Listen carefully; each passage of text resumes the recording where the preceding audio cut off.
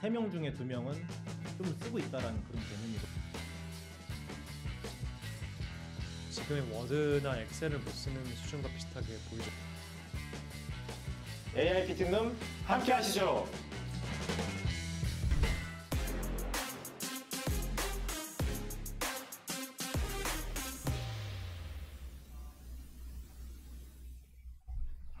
안녕하세요. 코딩하는 기자 이경태입니다. AI 피팅룸에 오신 것을 환영합니다. 네, 하루하루가 역시나 변화의 연속인데 이 AI 시장 참 알기도 하지만 모르는 부분도 참 많습니다. 그래서 다만 이제 우리가 당장 우리 현재 쓰고 있는 서비스들만 생각할 게 아니라 그 글로벌 시장이라든지 다양한 그 뉴스들을 좀 보고 그 소식들을 같이 느끼면서 또 어떻게 우리는 변화해야 될지 이런 것들을 생각해 봐야 될 시기가 아닌가라는 생각이 들고요. 오늘도 역시나 또 전문가 한 분 모셨는데요. 항상 저희 곁에 계시는 서민준 카이스트 교수님 모셨습니다. 반갑습니다. 네, 반갑습니다. 반갑습니다. 네. 교수님 오랜만에 뵙는 것 같아요. 한 달 만인가요? 그렇죠. 네. 그 멀리 다녀오셨다고 들었거든요. 네. 네. 미국 다녀오셨죠? 예, 맞습니다. 예, 그래서 네.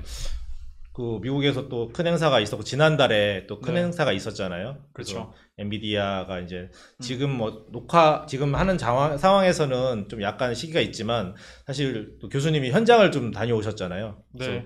그 GTC에 대해서 조금 크게 뭐 어떻게 좀 보셨는지 이 부분 한번 좀 간단하게 좀 느낌. 네, 가장 인상 깊었던 거는 키노트 그 젠슨 황 그 대표 네. CEO 그 연설 음. 하는 자리가 네. 저는 무슨 콘서트인 줄 알았습니다. 아, 그래. 네. 그 보통 키노트를 정말로 콘서트처럼 하시더라고요. 네, 그래서 그게 인상이 깊었고요. 그게 네. 가장 인상 깊었고요. 네. 두 번째로는 혼자만 말씀하시더라고요. 네, 2시간 동안 2시간 동안. 와, 그게 가능한가요? 원맨 쇼를 봤습니다. 네. 아, 그렇네요. 좀 지루하긴 했고요. 네. 그 뉴스 보도에서는 사실상 뭐 네. 핵심만 얘기하기 때문에 그쵸. 엄청난 또 이야기들을 내놨고 그 다음에 이미 그동안의 이슈들이 많이 되었거든요. 그래서 사실 이 자리에서 그 이슈들을 하나씩 되짚기보다는 현장의 어떤 상황들 그리고 그 어차피 교수님도 개발자이시기 때문에 그 그 회의 자체가 사실은 개발자들을 위한 거잖아요. 그래서 그 개발자들의 차원에서 좀 이야기들을 많이 풀어내면 좋지 않을까라는 생각이 드는데 거기 개발자들이 많이 왔죠. 제가 알기로는 그 물리적으로 오신 분이 몇 분인지 모르겠는데 그 레지스터 하신 분이 몇십만 명이었다고 들었어요. 아, 그래요? 네. 그러니까 온라인 포함해서. 근데 그렇네요. 아마 오프라인으로 오신 분은 몇만 명은 됐던 것 같아요. 네, 엄청 그러네요. 많았습니다. 그만큼 이제 그 세계 시장에서 관심이 모이는 그런 행사이기도 하잖아요. 네. 개발자로서 GTC가 사실상 왜 중요할까요? 저는 솔직히 제 임프레션은 약간 좀 소문난 잔치에 먹을 게 없었다. 아, 네. 그래요? 네. 소문은 많이 났는데. 네, 그렇죠. 네. 그래서 안 가본 사람들은 가봤으면 하는 뭐 그런 생각이 들었거든요. 저는 솔직히 가봤으면 했거든요. 네, 근데 왜 그렇게 생각하시죠? 아무래도 그게 결국은 요즘 시대가 또 시대인지라 네. 특히 AI 쪽은 워낙 소프트웨어적인 그런 부분이잖아요. 그래서 뭐 거기서 얘기하는 것들은 벌써 다 공개된 것들이라서 네. 딱히 뭐 이렇게 놀랄 것도 없고 그러니까 사람들이랑 얘기하는 건 좋긴 좋은데 이게 뭐 CES였으면 좀 물리적인 어떤 그런 것도 있고 또 보통 미리 공개한다기보다 CES에서 공개한다 이런 게 있을 텐데 네. GTC는 그런 느낌은 아니었던 것 같아요. 그러니까 미리 다 공개했던 것들에 대한 얘기다 보니까 웬만한 것들은 네. 뭐 이게 뭐 새로운 게 있다 이런 것보다 그냥 사람들하고 얘기해보고 좀 분위기를 느낄 수 있는 그런 자리였던 것 같습니다. 그럼 그 분위기라는 거는 좀 그래도 체감이 되는 분위기인 걸까요? 그러니까 정말 많은 관심을 가지고 있다인 것 같고 네. 근데 뭐 제가 느낀 점은 이게 어쨌든 보통은 거기 가서 뭔가 보러 간 거잖아요. 누군가한테 네. 어떤 그런 그렇죠. 새로운 얘기를 듣고 싶고 뭔가 신기한 걸 보러 간 건데 이제 보러 온 사람만 있었다. 아, 그래요? 보여줄 사람은 별로 없었다. 그래도 뭐 네. 영상이나 그런 거 보면은 뭐 로봇도 나오고 그런 것들이야 약간의 그 이벤트들은 조금 있었잖아요. 뭐 키노트 스피치야 네. 당연히 그 내용들은 좀 많이 있었던 것 같아요. 네. 그러니까 저도 인상 깊게 들었습니다. 그렇네요. 제가 좀 뭐 지루했다고는 했지만 그래도 내용들은 상당히 인상 깊었던 것 같아요. 그러니까 엔비디아가 앞으로 어떤 방향으로 가고자 하는지가 딱 보였던 것 같아요. 그러네요. 네. 그러면 그 중에서도 좀 그래도 조금 특별하게 조금 눈여겨 보시는 그런 부분들이 있을까요? 뭐 어떤 거기에 뭐 엔비디아가 자기네 반도체나 이런 부분만 얘기한 게 아니라 또 행사장에 또 그 기업들이 또 참여했던 부분도 있잖아요. 그래서 네네. 그 현장에서 또 어떤 부분들 좀 눈여겨 보신 부분이 있는지 좀 기억나는 게 좀 있을까요? 기억나는 거요? 뭐 일단 키노트에서 엔비디아가 이제 결국에는 이 AI가 어디에 적용될 수 있는지를 정말 많이 얘기를 했던 것 같아요. 근데 이제 아실 분들은 아시겠지만 원래 GTC가 AI 학회가 아니거든요. 네. AI 컨퍼런스가 아니에요. 원래 GTC라는 거는 GPU 이제 관련된 컨퍼런스였고 원래부터. 네. 이제 그리고 지난번 GTC 같은 경우 온라인으로 했죠. 한 몇 년 동안 온라인으로 하다가 코로나 때문에 그렇죠. 그렇죠. 네. 2019년도가 마지막이었을 거고 그렇구나. 20년, 21년, 22, 23 다 온라인으로 했을 겁니다. 아마. 네. 올해가 엄청 오랜만에 인퍼슨으로 하는 거기도 하지만 더 이제 특이했던 점은 19년도까지만 해도 그 GTC는 AI에 대한 얘기는 많이 없었다는 거죠. 네, 있긴 했지만 네. 근데 비중이 어쨌든 이게 뭐 게임 얘기도 하고 그리고 뭐 메타버스 얘기도 하고 이제 이랬을 텐데 올해는 뭐 그냥 거의 AI 얘기밖에 안 했다. 처음부터 끝까지 AI만. 네, 그렇죠. 이제 그래서 네. 그게 어쨌든 회사의 어떤 핵심적으로 생각하는 그런 가치가 좀 바뀌었다. 네, 그렇게 볼 수 있겠죠. 네. 그 엔비디아가 좀 그리고 있는 AI 시대라고 할까요? 좀 그 현장에서 이제 또 이렇게 들어보고 했기 때문에 네. 엔비디아의 어떤 방향성이라든지 그들이 바라보고 있는 그런 건 뭘까요? 엔비디아가 일단 이번 키노트를 보면은 네. 어쨌든 저는 크게 내용이 두 가지였던 것 같은데요. 한 가지는 새로 나온 GPU에 대한 얘기였죠. 이제 그렇죠. B100이라는 GPU였고 두 번째는 어떤 이 AI를 결국 개발하기 위한 필요한 많은 것들이 있지 않습니까? 뭐 어떤 소프트웨어적인 부분들이 필요하고 또 네. 어떤 이코시스템이라던가 어떤 플랫폼이 필요할 수 있는데 이제 그런 것들에 대한 많은 그 투자 엔비디아 투자가 이제 뭐 회사에 대한 투자일 수도 있고 아니면은 파트너십일 수도 있고 아니면 자체적으로 만드는 걸 수도 있겠지만 네. 이제 그런 것들을 많이 하고 있고 그런 걸 다양하게 최대한 보여주려 했던 것 같아요. 그러니까 뭐 로봇도 있었고 그리고 그렇죠. 뭐 메디컬 도메인이라던가 정말 여러 도메인에서 AI가 쓸 수 있고 그 AI가 어쨌든 쓰일 때 우리의 칩이 그거를 결국엔 파워하고 있다 이런 메시지를 주고 싶어 했던 것 같아요. 네, 그래서 이제 그게 회사가 어쨌든 그 뭐 어떻게 보면은 좀 뻔한 얘기긴 하지만 네. 결국에는 어떤 AI 산업이 커지면 커질수록 엔비디아는 어쨌든 더 많은 돈을 벌 거라 보고 있는 거고 이제 그 커지면서도 근데 어쨌든 여러 사람들이 엔비디아 GPU뿐만 아니라 뭐 AMD를 쓸 수도 있지 않습니까? 그렇죠. 이제 그런 엔비디아 GPU가 더 매력적으로 보일 수 있도록 어떤 여러 가지 서포트를 해줄 수 있는 그런 이코시스템을 만드는 게 엔비디아의 좀 향후 몇 년 동안의 가장 큰 전략이구나 그런 걸 많이 느꼈습니다. 사실 근데 저는 이제 그 기존에 있던 보도라든지 현장에 있는 중계 그런 부분들을 볼 때 엔비디아가 결국은 계속해서 독주할 거 아니냐 이런 생각이 들거든요. 그래서 뭐 생태계를 꾸린다고 하지만 그 본인들만을 위한 생태계 아닐까라는 생각이 들거든요. 경쟁자들이 들어올 생태계는 아니겠죠. 네. 네, 뭐 AMD라던가 아니면은 다른 어떤 그쵸 뭐 NPU 만드는 회사들이 들어오는 생태계는 아니고 다만 엔비디아 GPU 위에서 만들어진 생태계라 봐야 될 것 같아요. 엔비디아가 원하는 그림은. 근데 결국은 그 저변에 본인들의 깔아놓은 판 위에서 다른 뭐 또 다른 AI 반도체 기업이라든지 아니면 뭐 AI 기업이라든지 아니면 그 라지 랭귀지 모델을 갖고 구축해 놓은 그런 어떤 오픈 AI라든지 그런 기업들이 이제 그 안에서 이제 사실상 뭐 춤을 추는 거잖아요, 사실은. 그래서 그 수익 창출을 하는 건데 네. 결국은 엔비디아는 살아남는다 이런 얘기를 하고 있는 거 아닌가라는 좀 느낌을 받았어요. 그러니까 엔비디아만 돈 번다. 살아남는다. 다른 데는 다. 네, 그렇죠. 이번에도 사실은 뭐 결국은 엔비디아가 지금 많은 돈을 벌고 있지 않나요? 근데 그거는 뭐 제 생각에는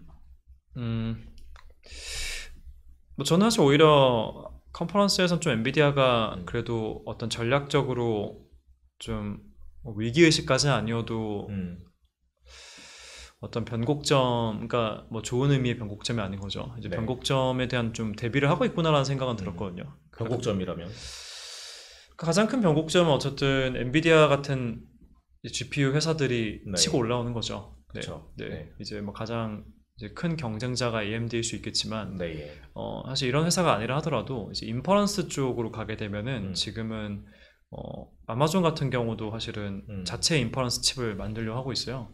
네, 이제 그렇구나. 그런 네. 경우는 또 엔비디아 GPU를 인퍼런스 때 안 쓰는 거니까 당연히 수요가 내려가는 거고 네. 그런 것들에 대한 어쨌든 방어인 거죠. 그러니까 어떻게 하면은 그 고객들이 아마존 같은 경우는 AWS를 쓰는 고객들일 텐데 네. 그 고객들이 인퍼런스 칩을 고를 때 AWS가 아니라 엔비디아를 고를 수 있는 그런 이제 또 어떤 뭐랄까 유인책을 만들고 싶어 한다. 그리고 또 AMD 같은 회사들하고는 더 격차를 벌리고 싶어 한다. 이런 것들이 좀 보였던. 네. 일단은 그러면 지금은 이제 더 세력 확장도 사실 더 하긴 해야 되는데 네. 일정 부분은 좀 뭐 지키는 수성하는 그런 느낌도 좀 드네요. 어떤 고객들이 빠져나갈 수 있는 자칫 잘못하다가 엔비디아도 좀 빠져나갈 수 있겠다라는 위기감 이걸 본인들도 느꼈다라는 걸까요? 혹시? 위기감까지는 아니라 하더라도 어쨌든 뭐 그만큼 어쨌든 이게 뭐 그만큼 열심히 하는 회사라 볼 수도 있겠죠. 근데 어쨌든 많은 고민을 하고 있는 것 같아요. 그걸 계속 지켜나가기 위해서. 네. 네. 그래서 사실 이제 아까 전에 조금 말씀을 드렸는데 그 오픈 AI가 일단 오픈 AI의 그챗 GPT, 네. GPT-4까지 나왔잖아요. 그래서 거기에 그 서비스에 대한 최대 수혜자는 엔비디아가 맞고, 그렇죠? 그래서 제주는 오픈 AI가 제주는 부리고. 뭐 옛날에 뭐 그런 말도 있는데 뭐 돈은 뭐 왕서방이 곰은 제주는 곰이 부리고 돈은 왕서방이 가져간다는 말도 있는데 그 결국은 이런 시스템에서는 오픈 AI가 춤만 춘 거 아닌가라는 생각도 들어가지고 그런 우려들이 조금 있다는 생각이 들거든요.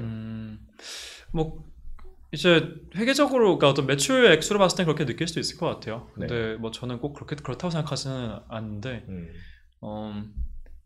이제 엔비디아가 많은 그러니까 이제 거기에 뷰포인트가 두 가지가 있겠죠. 하나는 어쨌든 이렇게 했는데 결국에는 AI가 아무것도 못하고 끝나버리면은 말씀하신 것처럼 칩을 판 회사들만 돈 벌고 실제로 칩을 뭔가 할 수 있다 생각했지만 아무것도 못하는 그런 상황이 될 수도 있는 거고 네. 그건 약간 좀 어떻게 보면 살짝 좀 회의론인 것 같고요. 좀 더 긍정론적으로 본다면 결국 여기에 비즈니스의 기회는 계속 있을 거라 보는 이제 그런 이제 관점에서 봤을 때는 엔비디아가 물론 칩을 많이 팔긴 하지만 네. 결국엔 그 위에서 더 많은 부가가치가 만들어질 수도 있겠죠. 이제 그건 사실은 이제 결과를 봐야 알겠지만 그래서 네. 저는 꼭 그렇다고 생각하지 않는데 네. 어쨌든 근데 모든 경우는 어쨌든 칩이 먼저 있어야 뭔가를 할 수 있다 이거는 맞으니까 네, 먼저 그렇죠. 그게 가장 먼저 회계적으로나 어쨌든 눈에 보이는 것 같고요. 실제로 최종적으로 그럴 것이냐 그건 잘 모르겠습니다. 이제 결국은 어떻게 우리나라 기업들이나 이쪽 AI 쪽에 대비하는 정부라든지 여러 가지 대비책이 좀 제대로 돼야 될 것 같은데 지금으로서는 상당히 조금 우려스러운 부분이 좀 많거든요. 국내 시장에 대한 대응책이라고 할까 뭐 이런 부분에서 좀 뭐 그동안에 좀 그래도 살펴보셨을 텐데 좀 어떻게 조금 판단하고 계세요? 칩 쪽 말씀이신가요? 칩과 그 다음에 이제 위에 이쪽 AI, 소프트웨어 뭐 LLM 이쪽 분야. 둘 다요. 네. 이제 칩 같은 경우는 일단은 한국에는 좀 주요 플레이어가 없죠. 그러니까 뭐 사실 생산 쪽이야 오히려 삼성이 조금 이제 계속 삼성 같은 경우는 물론 아직까지는 이제 TSMC한테도 많이 좀 뒤쳐져 있긴 하지만 이쪽 비메모리 쪽은 네. 그래도 거기는 어쨌든 플레이어 가치가 별로 없으니까 뭐 TSMC가 아니면은 사실은 그 다음은 삼성 아니면은 SK 아닐까 생각은 들어서 네. 최소한 순위로는 뭐 2위, 3위라고 할 수 있겠죠. 네, 그렇죠. 이제 그러면은 그래도 좀 가능성이 높다 할 수 있는데 이제 위에 칩 디자인으로 가면은 어쨌든 우리나라는 칩 디자인 한 회사가 없죠. 그렇죠. 또는 있다 하더라도 스타트업 수준의 어떤 크기이고 네. 그리고 또 그 스타트업들은 인퍼런스 위주로 좀 하고 있는 건 사실이고요. 그러니까 네. 어떤 학습까지를 이제 안 하고 있다 보니까. 네. 근데 어쨌든 지금은 당장은 인퍼런스보다는 학습에 더 많은 GPU가 쓰이고 있기 때문에 네 그래서 이제 그런 관점에서는 결국은 좀 거기가 당장은 좀 더 큰 시장이고 그러니까 좋은 GPU는 그러니까 좀 비교적 안 좋은 GPU는 서빙이 더 많이 쓸 수 있는데 정말 네. 하이엔드 GPU 가장 마진이 많이 남는 GPU들은 지금 학생에만 거의 쓰고 있는 거죠. 아, 그러네요. 네. 그러다 보니까 이거는 우리나라가 사실은 어쨌든 단기간에 따라가기는 어려운 것 같아요. 그러니까 전략이 좀 중요하겠죠. 그러니까 네. 그냥 이거를 완전히 우리가 더 잘하겠다 이렇게 하면은 사실 너무나 격차가 이제 크다 보니까 그래서 이제 그런 것들은 좀 전략이 좀 중요할 거라 보여지고 근데 그 부분이야 사실 플레이어가 아예 거의 없기 때문에 네. 오히려 뭐 그거는 우리가 잘 못하고 있다는 개념이 아니라 그냥 우리가 아예 건드리지 않던 산업이라고 봐야 되는 것 같아요. 지금까지. 그래서 그렇네요. 이제 막 진입을 하려고 하는 회사들이 좀 있는 네. 정도인 거죠. 네. 그 위에 실제로 어쨌든 그런 기반 모델을 만드는 회사들, 그러니까 뭐 네이버 같은 회사도 있고 어쨌든 이제 그쵸. 몇몇 회사가 있을 텐데 이제 네. 그런 회사들을 본다면은 어쨌든 저도 어쨌든 뭐 좀 방송에서 이런 말씀을 드리기가 좀 조심스럽긴 하지만 네. 말씀하신 게 맞다고 생각합니다. 그러니까 과거보다 오히려 격차는 더 벌어진 것 같아요. 그러니까 그게 좀 우려돼요. 사실은 우리나라가 IT 강국 뭐 그런 얘기들 네. 한 지가 꽤 됐는데 가면 갈수록 강국이 맞을까라는 좀 의문을 좀 들 때가 있고 네. 다만 AI 모델을 가진 그 기업들도 꽤 있고요. 해외에서 보면 AI 수준을 또 따라가고 있는 국가들이 아주 그게 많지는 않은 상황에서 우리가 또 나름대로 순위권에 있긴 한데 이런 거 보면은 우리가 열심히 해서 가고 있다라는 생각이 들긴 하는데 실상 이런 서비스라든지 AI 생태계를 구축해서 이거를 그 기업이 매출을 올린다든지 또 그런 수익 창출해서 좀 세계 시장을 뻗쳐나갈 때 상당히 한계가 또 있다라는 좀 생각도 들어가지고 좀 우려되는 부분들이 더 크거든요. 시장 크기. 시장에 대한 대응이라든지 시장을 가져와야 되잖아요. 그래서 그렇죠. 그런 부분에 삼성전자도 최근에 그래도 삼성전자가 좀 분위기가 좀 좋아졌잖아요. 뭐 주식 부분도 그렇고 여러 가지. 네. 그래서 또 여러 가지 기회 요인들이 많이 있는데 이게 계속 이런 분위기로 계속 갈까? 그리고 반도체 시장이 또 좋아져서 수출도 우리나라 수출을 또 수출 상당 부분을 또 반도체 산업이 또 끌고 가고 있잖아요. 네. 그런 부분에서 좀 이렇게 좋아졌기 때문에 수출도 좋아지고 뭐 국가 경제적으로도 뭐 좀 긍정적인 부분이 있긴 한데 이게 그게 계속 갈까라는 부분들 이런 변화에서 자칫 조금 방심하게 되면은 또 엔비디아가 더 많이 가져가게 되고 거기에 또 종속될 상황이라면은 결국은 수출이 좀 또 막히는 거 아닐까라는 좀 우려가 좀 계속 생기고 있어가지고 좀 그런 걱정이 좀 있어요. 네, 저는 아주 타당한 걱정이라고 생각합니다. 네. 아, 그런가요? 네. 그래서 그런 부분인데 네. 정부도 되게 뭐 발빠르게 하고 있긴 해요. 그래서 네. 지난주에 또 이제 뭐 AI 그 전략 최고위 협의회를 출범을 했거든요. 그래서 저도 이제 과학기술정보통신부를 출입을 하고 있는 기자로서 보면은 정부에서도 이런 위기감을 좀 느끼고 있는 것 같아요. 기존에도 열심히 해왔는데 너무 이제 지금 뭐 AI 시장이라든지 반도체 시장이라든지 이게 급변하고 있잖아요. 그래서 이미 잘하고 있지만 또 이렇게 해서는 또 안 된다. 좀 더 판가리를 다시 해가지고 좀 새롭게 좀 변화해야 된다라는 그 위기감을 좀 갖고 있고 그렇게 좀 변화를 하고 있거든요. 정부가 대응하는 이런 속도감이라고 할까요? 이런 부분은 조금 어떻게 좀 체감이 되시나요, 교수님?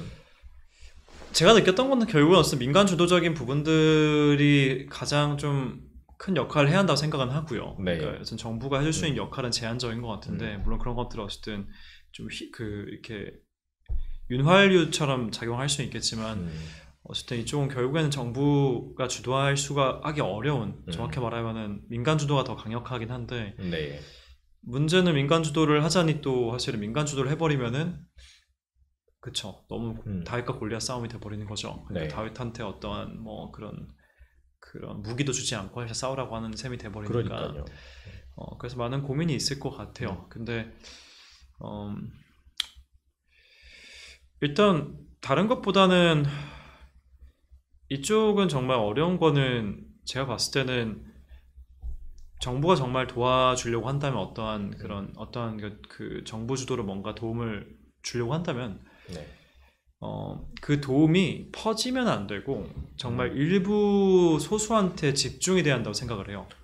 특정 기업에 가야 된다는 말씀이에요. 뭐 그 기업이 될 수도 있고 그렇죠. 그러니까 어떤 형태로든 이게 애매하게 퍼지면은 경쟁력을 가질 수가 없다는 거죠. 그러니까 예를 들면은 1조 원을 붓는데 그걸 1000개의 기업한테 나누면은 10억씩 가져가서 아무것도 할 수가 없고요. 그렇죠. 근데 그걸 하나의 회사가 다 그거를 만약에 가용할 수 있으면은 정말 경쟁을 할 수도 있겠죠. 예를 들면 물론 이제 당연히 여러 가지 당연히 그 형평성을 고려했을 때 그렇게 할 수는 없는 거긴 하지만 어쨌든 해결책이 없다기보다는 결국에는 어쨌든 이런 형평성 같은 걸 고려하거나 어떤 그런 도덕적 이제 그런 부분들을 고려했을 때는 그렇게 할 수가 없다는 거죠. 그러니까 어떤 이게 그렇죠. 집중해서 줄 수가 없고 그리고 항상 좀 전반적으로 정부의 어떤 지원금 기조는 항상 이거를 최대한 많은 사람들한테 적게 나눠주는 그러니까 좀 어떻게 보면 좀 사회주의적인 측면이 있는 건데 이제 문제는 이게 여러 개 회사를 시도해가지고 하나 성공을 시키자 이런 개념으로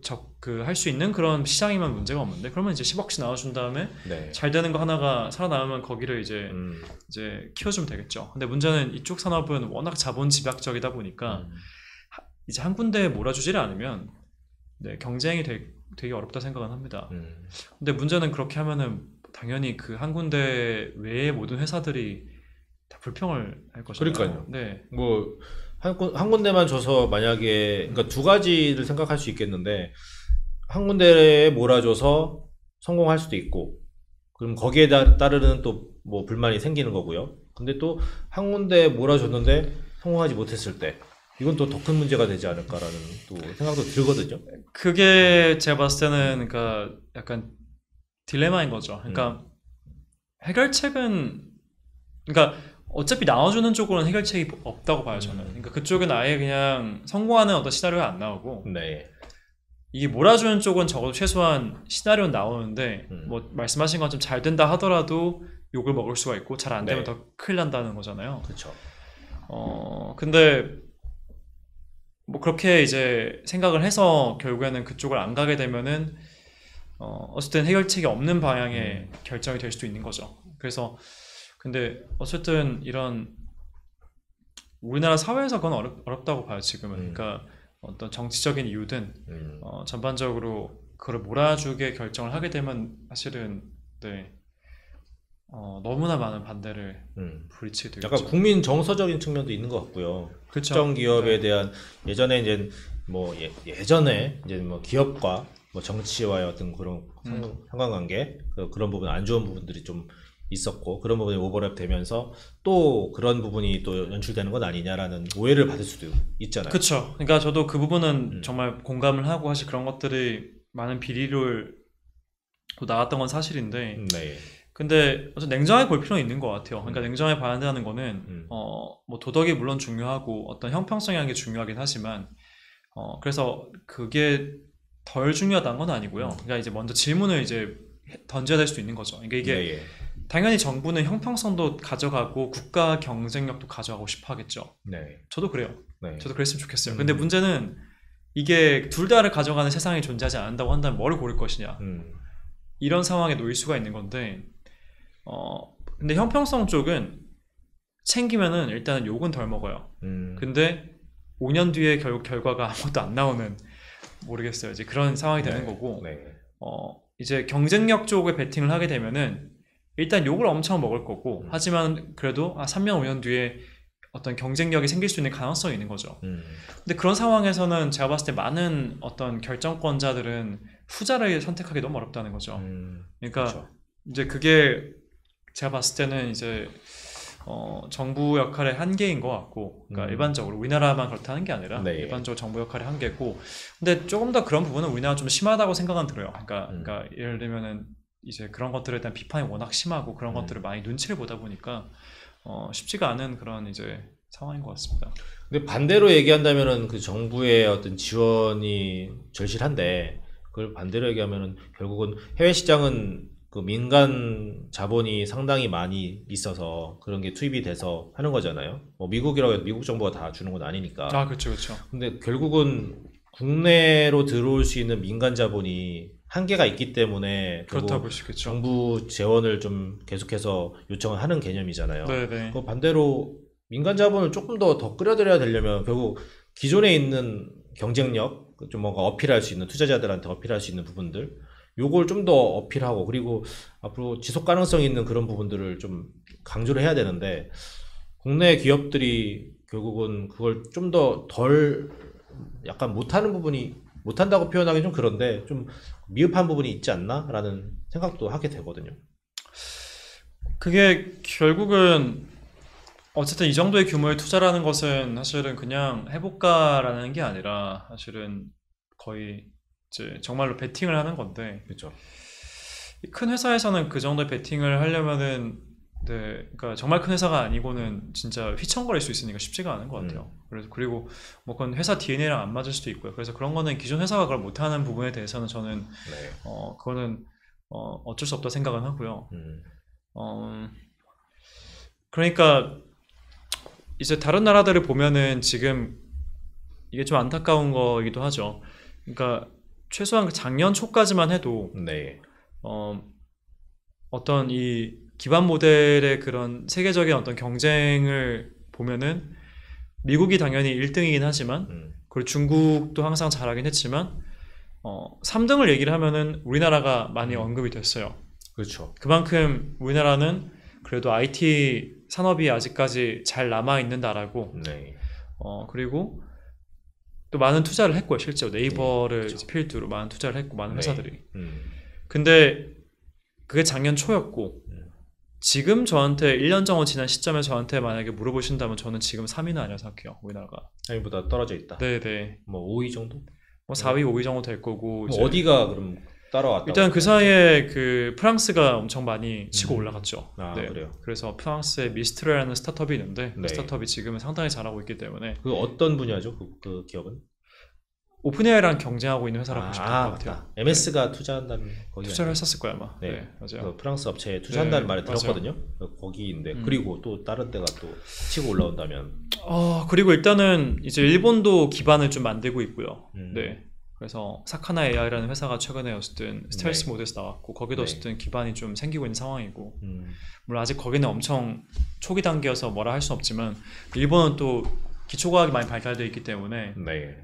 그리고 제가 보는 이쪽에 AI라는 건 기초과학과 유사한 부분이 많아서 일본이 마음먹고 한다면 잘할 거라 생각합니다. 일본 같은 경우에는 뭐 정부 부처에서도 그런 얘기가 있었어요. 그러니까 반도체나 아니면 AI 전체적인 분야에서 뭐 협업하는 이유 이 부분에 대해서 뭐 전체적으로 동의할 수 있는지는 모르겠는데 그 펀딩 자금 부분에 대해서는 노하우들이 좀 더 많다. 그럴 수 있겠죠. 일본이 워낙 자본을 끌어올 수 있는 네. 그런 힘이 있다라는 부분들을 좀 설명하시는 분들도 계셨거든요. 그럴 것 같아요. 네. 그렇다면 지금 이 시장에서 사실은 자본을 누가 더 빨리 끌고 오느냐 이게 관건이잖아요.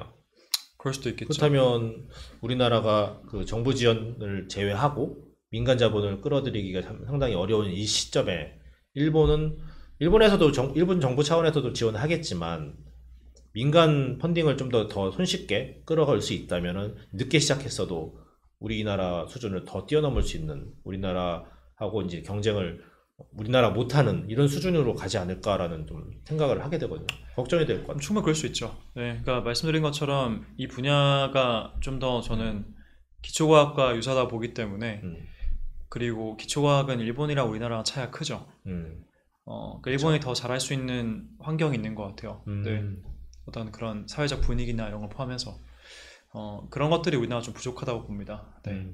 그렇네요. 네. 너무 좀 우울한 얘기로 이렇게 얘기가 진행돼 가지고 네. 그랬는데 사실 이제 그 AI를 접목하게 되면 우리나라도 이제 그 정부에서도 이제 한 해에 제조나 서비스 분야에 AI를 좀 접목을 하게 되면은 한 해에 한 10조 원 정도 경제 효과를 낼 수 있다라고 좀 뭐 그런 걸 강조를 하더라고요. 네. 그래서 제조 분야, 우리나라 사실 수출의 상당 부분이 제조업에 있고, 그다음에 서비스업도 우리나라가 상당히 잘하고 있잖아요. 네. 그래서 그 접목이 된다면은 일단 국가 경제력 차원에서는 엄청나게 확장이 될 거라는 생각이 들거든요. 산업에 미치는 영향이 이 정도 뭐 규모가 될 거라고 좀 좀 전망하시나요? 어떠세요? 네. 제가 경제학자가 아니다 보니까 액수는 잘 모르겠는데요. 네. 근데 저는 AI 자체는 어쨌든 전 산업을 앞으로 5년에서 10년 동안 다 바꿔놓을 거라 생각을 해요. 네. 이제 어느 게 가장 먼저 바뀔 거냐는 물론 뭐 확실하게 얘기할 수는 없지만 네.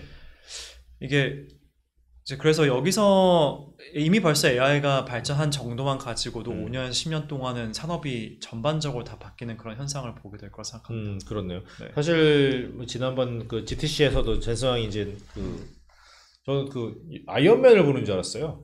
로봇들이 이렇게 쭉 나오잖아요. 네. 그때 아이언맨 2인가요? 뭐 이렇게 보면 이렇게 아이언맨 토니 스타크의 상대하는 또 그런 어떤 업체가 있었잖아요. 그 업체가 또 대표가 나오면서 막 로봇을 좀 쫙 내놓는 그런 영상이 있었는데 그게 또 이렇게 생각이 나면서 일단 이 시장에서의 좀 더 활발하게 갈 수 있는 부분은 로봇 시장 아닐까. 이미 오픈 AI도 피규어 1과 함께 연동해가지고 좀 약간 모호한 느낌의 영상을 좀 내놨거든요. 그래서 분위기는 그랬는데 실제 근데 그게 제대로 모든 분야에 잘 작동된다면 일단 로봇 시장부터가 확장이 되지 않겠나라는 생각이 들거든요.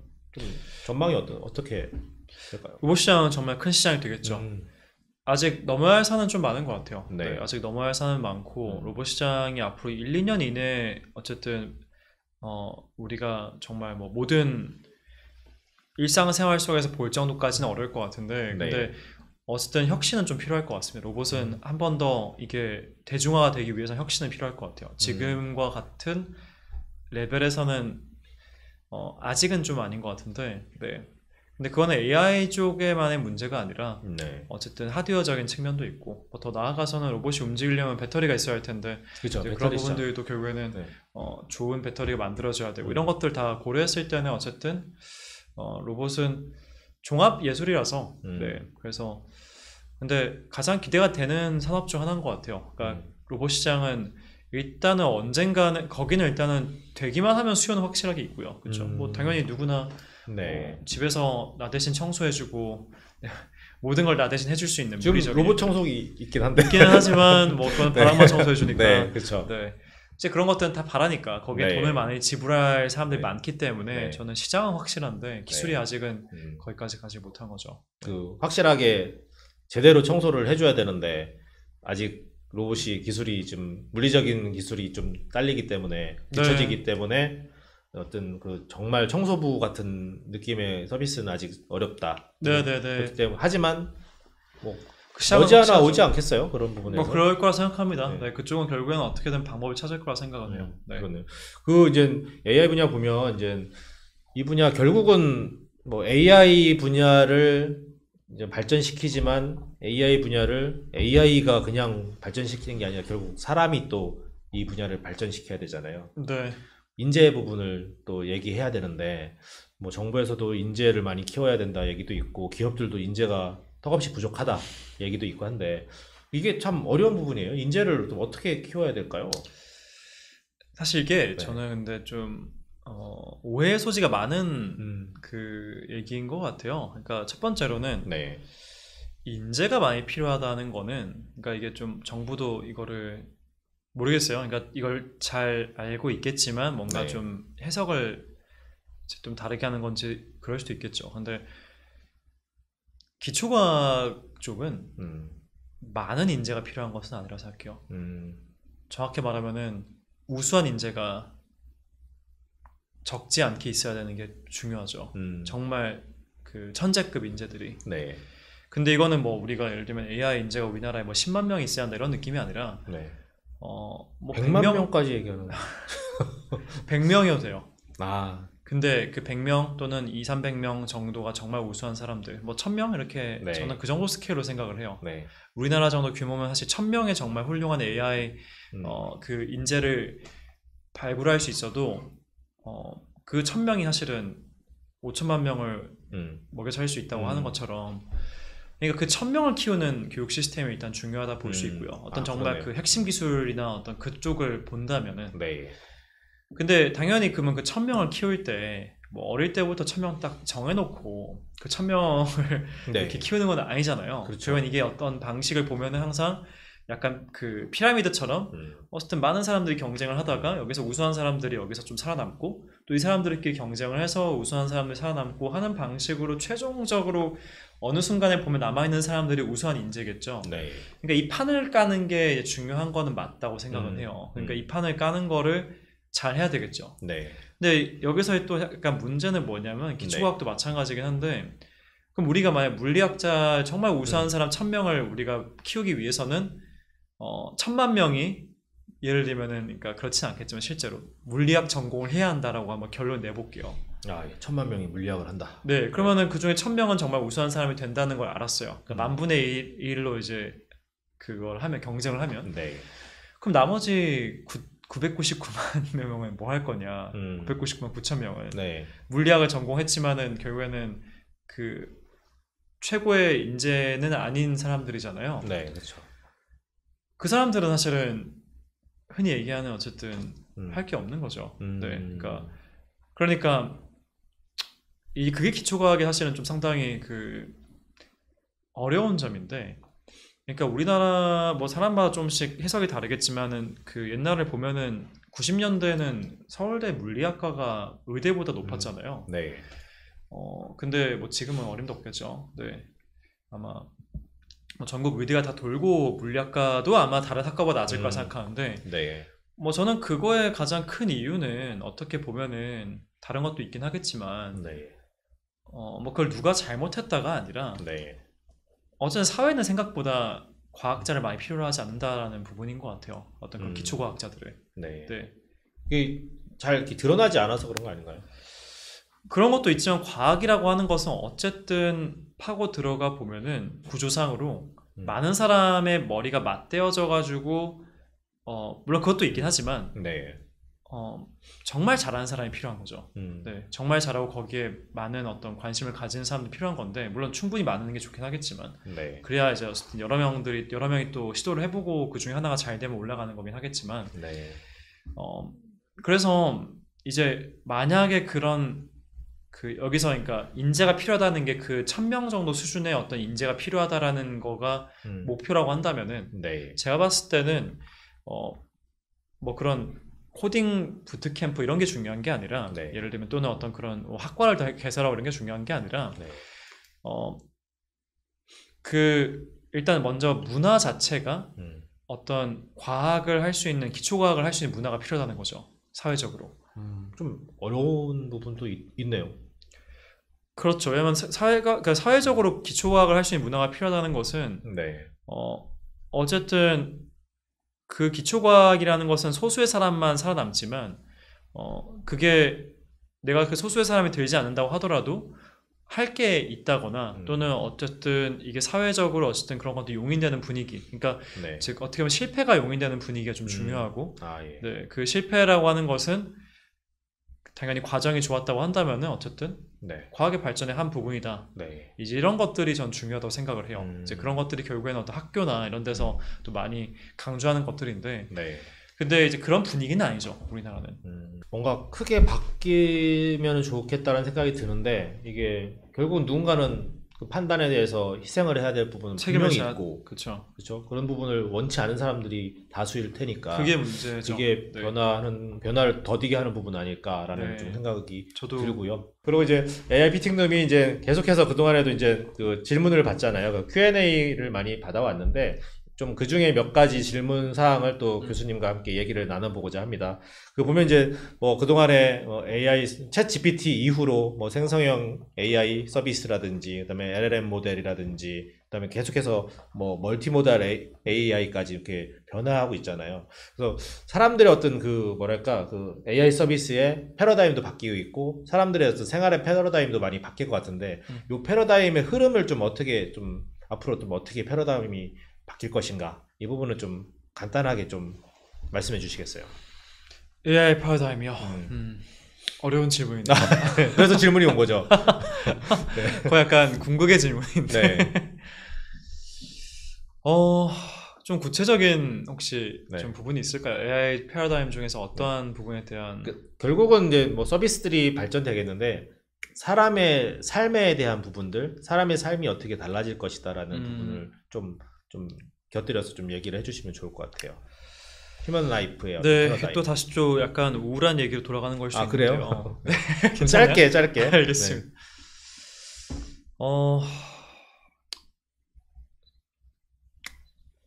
AI가 일반 사람들한테서 주는 가장 큰 영향은 결국에는 저는 네. 일자리를 뺏는 부분일 것 같고요.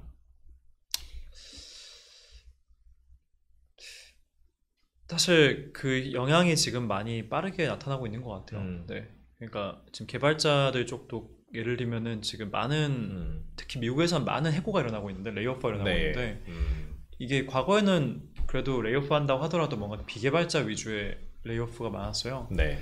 지금은 개발자들도 많이 레이오프를 하고 있는 거죠. 이제 그 이유는 뭐 다른 이유도 있긴 하겠지만 네. 어쨌든 AI가 개발자들이 하는 업무들의 많은 부분을 할 수 있기 때문이기도 합니다. 근데 개발자뿐만 아니라 요즘에는 어쨌든 그림도 잘 그려주죠, AI가. 그러니까 그런 그렇죠. 것들을 원래 업으로 하려던 사람들 더 이상 이제 디자이너들 쉽지가 않고. 네. 물론 그렇다고 디자이너가 아예 필요가 없냐 그건 아닌데 과거에는 10명이 필요했으면 이제는 5명이 필요한 거죠. 그렇죠. 그런 현상들은 계속 생길 것 같아요. 네. 계속 더 심해지고. 네. 이제 그래서 저는 이제 그런 것들에 대해서는 이제 준비가 돼 있는 게 좋다. 네. 이제 그런 생각이 들고요. 네. 그러네요. 네. 그리고 이제 보면 이제 사실 뭐 개발자이시기도 한데 그 저희 방송이 이제 일반인 뭐 시청자들이 꽤 많지만 그 중에서도 개발자 분들도 이제 시청을 하고 계실 텐데 개발자 입장에서 요즘에 그러니까 아까도 이제 방금 전에 말씀하시겠지만 뭐 해외에서 개발자들이 많이 이제 또 일자리 잃고 있는 네. 부분인데 국내에서도 사실 이제 이런 부분이거든요. 그러니까 이미 개발 업종에서 개발을 하고 있는 분들 그리고 이제 그쪽 분야로 취업을 하려고 하는 분들 그리고 이쪽 분야로 공부를 더 하려고 하는 더 어린 친구들 이런 부분이 있는데 좀 뭐랄까 부모들의 입장에서는 상당히 깝깝하다라는 생각이 들 것 같고 그리고 학생들이나 이쪽 취업을 하려고 하는 사람들 입장에서도 깝깝하다는 생각이 들거든요. 어떤 식으로 개발 쪽으로 만약에 간다고 할 때 어떤 식으로 조금 대응을 하고 대처를 해야 될까요? 현실적인 질문 나왔는데 좀 현실적인 답변을 좀 부탁드려요. 일단은 이제 개발자의 역량은 어떤 그 코딩을 하는 역량보다는 네. 전체적인 시스템을 이해하는 역량이 더 중요해질 것 같고요. 네. 왜냐하면 코딩을 하는 거는 이제는 AI가 해줄 수 있기 때문에 많은 부분들을 이제 그런 것들에 대한 어떤 그러니까 이해도를 갖고 이게 그러니까 현실을 받아들이는 게 일단 중요할 것 같아요. 결국에는 어디까지 할 수 있는가를 파악하는 건 쉽단 말이죠. 그러니까 왜냐면 그거는 내가 써보면 아니까 네. 그럼 이게 AI가 이 정도를 하는구나. 그럼 내가 얘랑 이걸로 경쟁을 못 하겠구나. 그렇죠. 그럼 내가 이 AI가 못하는 걸 뭘 할 수 있나에 대한 고민을 해야 되고 그것들이 아까 말씀드린 것처럼 조금 더 하이레벨한 어떤 그런 어떤 시스템에 대한 이해도라든지 이제 그런 것들은 잘 못하긴 해요 아직까지는. 그래서 이제 그런 것들을 더 좀 중점적으로 생각을 하는 게 중요한 것 같고 과거에는 어떤 전문가라고 하는 것이 어떤 특정한 아주 좁은 거를 잘하는 사람들이었어요. 이게 물론 그것만 전문가는 아니긴 하지만 그 좁은 네. 거 중에서 상당히 어떤 기계적인 일들이 있습니다. 그러니까 네. 그것들은 본인도 잘 알 거예요. 본인들이 하면서 뭐 이거는 쉬운 거네. 근데 그 쉬운 거이지만 상대방 할 수가 없기 때문에 저한테 돈을 주고 이걸 시키는 경우들 있잖아요. 네. 근데 그런 게 물리적인 것들이 있고 그게 좀 더 소프트웨어적인 것들이 있다고 한다면은 물리적인 건 아직까지는 그것들이 다 어쨌든 상당히 그 계속 필요로 할 거고 오히려 더 필요할 수도 있어요. 근데 그 소프트웨어적인 거고 반복적인 걸 자기가 알고 있다. 그러면 그거는 AI가 가장 대체하기 쉬운 네, 일이라고 생각합니다. 결국 개발 파트에서 일단 자기만의 승부를 낸다면 네. 기존의 어떤 그 코딩에 대한 자신의 능력을 뭐 코딩을 많이 하고 뭐 많은 문제들을 준비하는 입장에서 예제를 뭐 준비한다든지 아니면 실제 프로그램을 만든다든지 해서 그런 경험도 중요하긴 한데 네.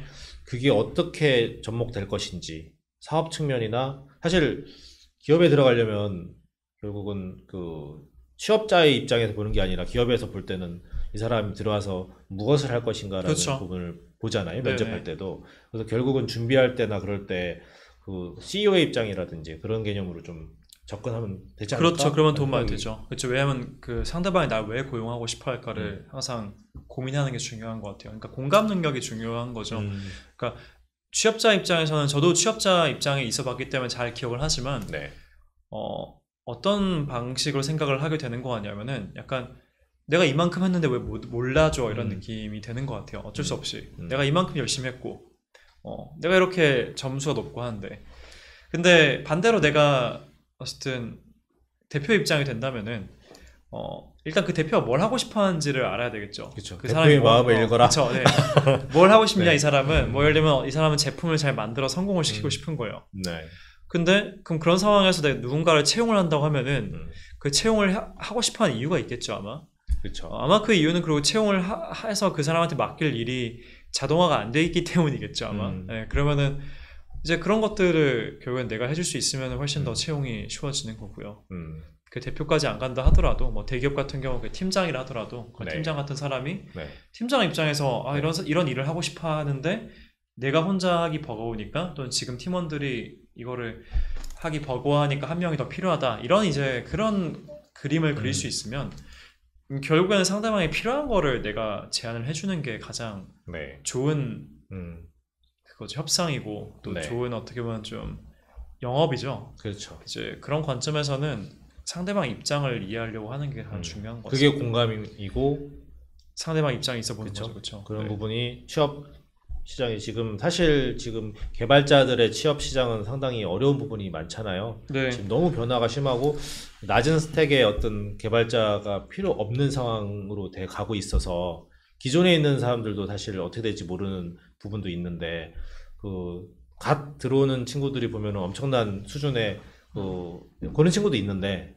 또 상당수 또 그렇지 않은 부분도 있어서 네. 그런 분들이 이제 취업하기가 좀 쉽지 않은 그런 부분이 있잖아요. 그렇죠. 근데 아무래도 근데 서비스를 처음 만드는 단계에서는 개발자가 필요하고요. 그러니까 지금 개발자가 좀 덜 필요해진 그런 어떤 분야는 네. 이제 이 만들어진 서비스를 메인테인하는 예를 들면 상당히 그러니까 반복적인 일이 되겠죠. 그런 네. 것들은 이제 AI가 대체하기 시작하고 있다. 네. 네, 그렇게 그래서 볼 수 있을 것 그거를 같아요. 관리하는 과정에서 AI를 쓰고 뭐 일부 뭐 그래도 이제 전체적으로 좀 파악할 수 있는 엔지니어가 한 뭐 소수의 엔지니어가 일단은 AI 활용해서 관리하면 되니까. 네, 그래서 좀 진로를 생각하시는 분들 보면은 조금 여러 가지를 좀 살펴보실 필요가 있겠다라는 생각도 네, 들어요. 맞습니다. 그런 부분이 있고, 사실 이제 조금 다른 질문인데 앞서서 조금 얘기됐던 부분이 있는데 국내 이제 LLM 모델을 갖고 있는 기업들이 좀 더 분발할 필요가 있잖아요. 근데 지금 상황에서는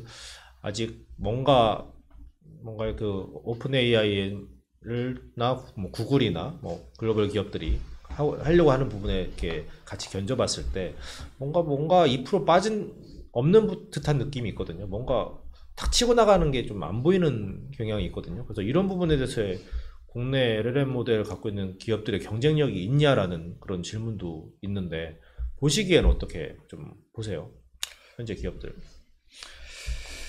네, 아까 말씀을 드렸던 것처럼 격차는 더 커졌다고 생각을 해요. 네. 그래서 그런 부분에서 더 따라잡기보다는 일종의 어떤 분들은 이제 틈새 시장을 좀 더 공략해야 된다 이런 말도 하거든요. 네이버가 틈새 시장을 공략해야 될까요? 아니면 기존대로 가야 될까요? 예를 좋은 든다면. 질문이신데요. 네. 일단 틈새 시장을 공략을 하는 건 항상 좋은 전략일 수 있는 것 같아요. 그거는 네. 뭐 아직 꼭 이게 뭐 항상 모든 문제에서는 틈새 시장이 어쨌든 좋은 전략일 수가 있는데, 네. 근데 하든가 이제 중요한 거는, 그러니까 그래서 네이버나 카카오 같은 회사들은 또 장점은 어떤 자체 서비스가 있으니까 네. 거기 연결을 하면 시너지가 나겠죠. 네. 그래서 그런 것들은 당연히 좋은 전략이라 생각합니다, 항상. 하지만 이제 좀 중요한 부분 중 하나는 생각보다 인공지능이라고 하는 것은 AI는 네. 어떤 더 높은 지능을 갖고 있는 AI가 있고 더 낮은 지능이 있다고 한다면은 낮은 지능이 더 잘할 수 있는 영역은 네. 많이 없는 것 같아요. 음. 틈새 시장이라는 것 자체가 그렇네요. 존재하기 어려울 수가 있고 네. 그거는 이제 당연히 그 어떤 그런 정말 이미 벌써 잘하고 있는 회사들과 경쟁하는 회사들 입장에서 희망사항이죠. 네. 그러니까 그런 틈새 시장이 있길 바라는 희망사항인 건데 이제 문제는 어쨌든 이런 인텔리전스라고 하는 것, 지능이라고 하는 것은 지능이 높으면 그냥 다 잘한다고 봐야 될 것 같아요. 네. AI 피팅룸이 사실은 이제 가끔은 무거운 얘기도 있고 가끔 또 가벼운 얘기도 있는데 그때그때마다 좀 트렌드에 맞춰가지고 이 얘기를 좀 계속해서 바꿔가면서 나눠볼 예정이고요. 계속해서 또 스타트업들이 많이 또 참여를 해서 다양한 그 생성형 서비스들을 또 소개하는 그런 어떤 기회의 장을 만들고자 하거든요. 그래서 그런 부분에 대해서도 기대를 많이 해주시면 좋겠습니다. 예, 오늘은 또 여기까지 하겠습니다. 감사합니다. 네, 감사합니다. 네, 고생하셨습니다. 네. 반갑습니다. 네.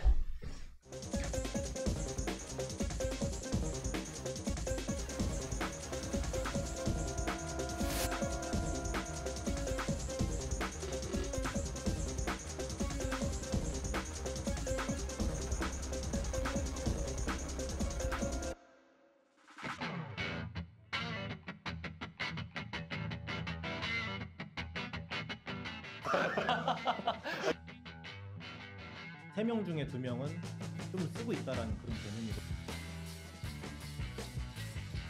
지금의 워드나 엑셀을 못 쓰는 수준과 비슷하게 보이죠. AI 피팅룸 함께 하시죠.